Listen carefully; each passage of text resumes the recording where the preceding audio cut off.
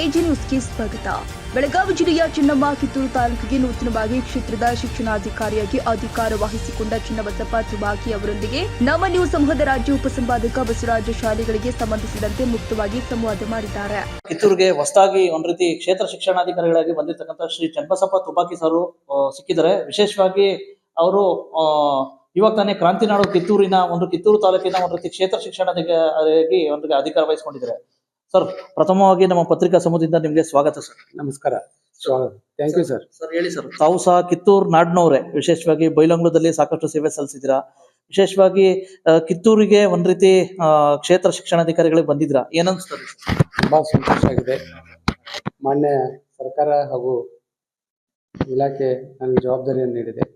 ಈ ಜವಾಬ್ದಾರಿಯನ್ನ ಅತ್ಯಂತ ಪ್ರಾಮಾಣಿಕವಾಗಿ ಕ್ಷೇತ್ರದ ಅಭಿವೃದ್ಧಿಗಾಗಿ, ಮಕ್ಕಳ ಶೈಕ್ಷಣಿಕ ಗುಣಮಟ್ಟ ಹೆಚ್ಚಿಸುವ ಸಲುವಾಗಿ, SLC ಫಲಿತಾಂಶ ಇನ್ನೂ ಉನ್ನತೀಕರಿಸುವ ಸಲುವಾಗಿ ಪ್ರಾಮಾಣಿಕವಾದಂಥ ಪ್ರಯತ್ನ ಮಾಡಿ ಈಗಿರುವಂತಹ ಫಲಿತಾಂಶವನ್ನು ಇನ್ನೂ ಪ್ರಥಮ ಸ್ಥಾನ ಬರೋ ಹಂತದಲ್ಲಿ ನಾನು ಒಂದು ಕ್ರಿಯಾ ಯೋಜನೆ ಹಾಕಿಕೊಂಡು ಕಾರ್ಯವನ್ನು ನಿರ್ವಹಿಸಲಿಕ್ಕೆ ಪ್ರಾರಂಭ ಮಾಡ್ತೀನಿ.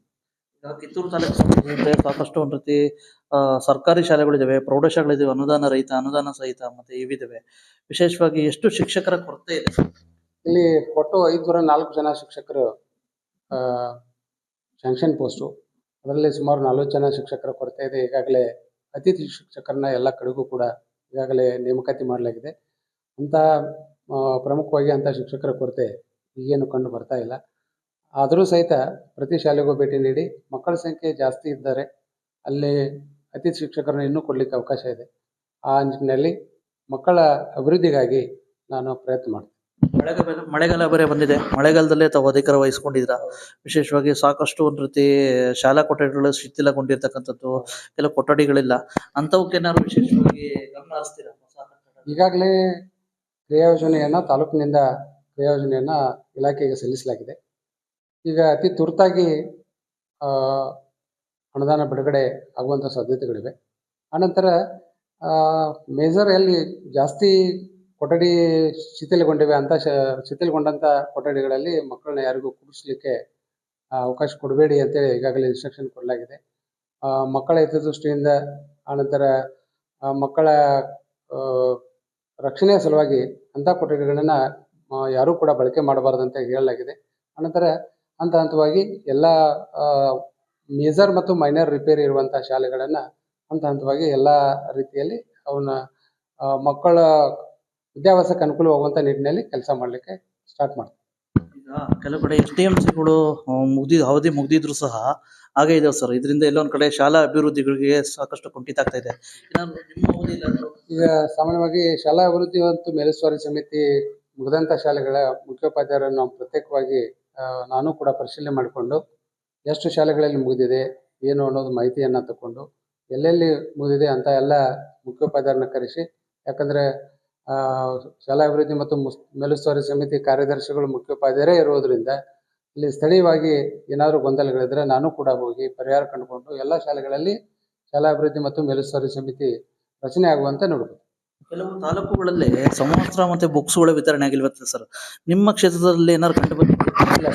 ನಮ್ಮಲ್ಲಿ ಇವತ್ತು ಲಾಸ್ಟ್ ಡೇ ಸಮವಸ್ತ್ರ ವಿತರಣೆ, ಪಠ್ಯಪುಸ್ತಕಗಳು ಕೂಡ ಈಗಾಗಲೇ ಬಂದಿವೆ. 2 ಅಥವಾ 3 ಶೀರ್ಷಿಕೆ ಇನ್ನೂ ಬಂದಿಲ್ಲ. ಬಂದಮೇಲೆ ಶಾಲೆಗೆ ಮುಟ್ಟಿಸುವಂಥ ವ್ಯವಸ್ಥೆ ಮಾಡ್ತೀವಿ, ಯಾವುದೇ ಸಮಸ್ಯೆ ಇಲ್ಲ. ಕೆಲವು ಗ್ರಾಮೀಣ ಪ್ರದೇಶದಲ್ಲಿ ಮಕ್ಕಳುಗಳು ಒಂದು ರೀತಿ ಶಾಲೆಗೆ ಬರ್ತಕ್ಕಂಥದ್ದು, ಒಂದು ರೀತಿ ಆಬ್ಸೆಂಟ್ ಆಗ್ತಕ್ಕಂಥದ್ದು ಸರ್ವೇ ಸಾಮಾನ್ಯ ಆಗಿದೆ ಸರ್.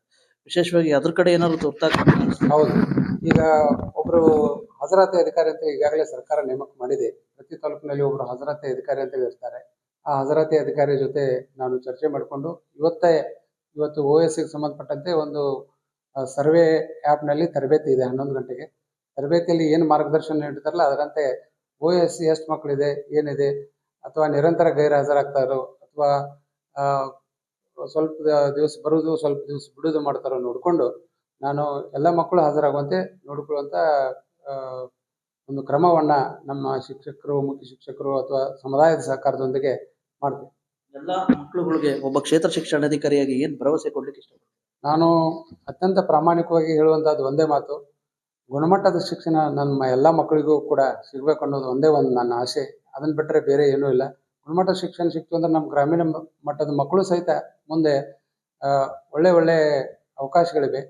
ಅಂಥ ಅವಕಾಶ ನಮ್ಮ ಮಕ್ಕಳಿಗೆ ಸಿಗಲಿ ಅನ್ನೋದು ನನ್ನ ಆಸೆ. ಎಲ್ಲ ಸರ್ಕಾರಿ ಶಾಲಾ ಶಿಕ್ಷಕರುಗಳಿಗೆ ಏನ್ ಮಾರ್ಗದರ್ಶನ ಕೊಡ್ಲಿಕ್ಕೆ ಇಷ್ಟಪಡ್ತೀರಾ?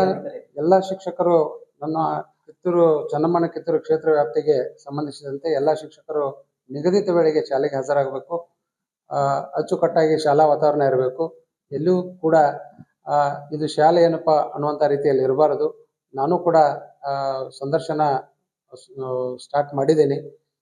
ಕೆಲವು ಶಾಲೆಗಳಿಗೆ ಪ್ರಿಯಾರಿಟಿ ಬೇಸ್ ಮೇಲೆ ಯಾವ ಶಾಲೆಗಳಲ್ಲಿ ನಾನು ಒಂದು ಸ್ವಲ್ಪ ನನ್ನ ಗೈಡೆನ್ಸ್ ಅವಶ್ಯಕತೆ ಇದೆ ಹೆಚ್ಚು ಅನ್ನುವಂಥ ಶಾಲೆಗಳ ಪಟ್ಟಿಯನ್ನು ಮಾಡ್ಕೊಂಡಿದ್ದೀನಿ.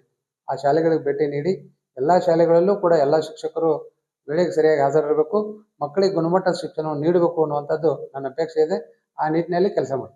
ಇವಿಷ್ಟು ಒಟ್ಟು ಶಿಕ್ಷಕರೇ ಗೊತ್ತಾಯ್ತಲ್ಲ, ಕಿತ್ತೂರು ನಾಡಿಗೆ ವಿಶೇಷವಾಗಿ ಕಿತ್ತೂರು ತಾಲೂಕಿಗೆ ಕ್ಷೇತ್ರ ಶಿಕ್ಷಣಾಧಿಕಾರಿಗಳಾಗಿ ಅಧಿಕಾರ ತಾಜಾ ಸುದ್ದಿಗಾಗಿ ಎಜೆ ನ್ಯೂಸ್ 24/7 ಗೆ ಸಬ್ಸ್ಕ್ರೈಬ್ ಮಾಡಿ ಮತ್ತು ಬೆಲ್ ಐಕಾನ್ ಒತ್ತಿ ತಪ್ಪದೇ ಲಿಂಕ್ ಶೇರ್ ಮಾಡಿ.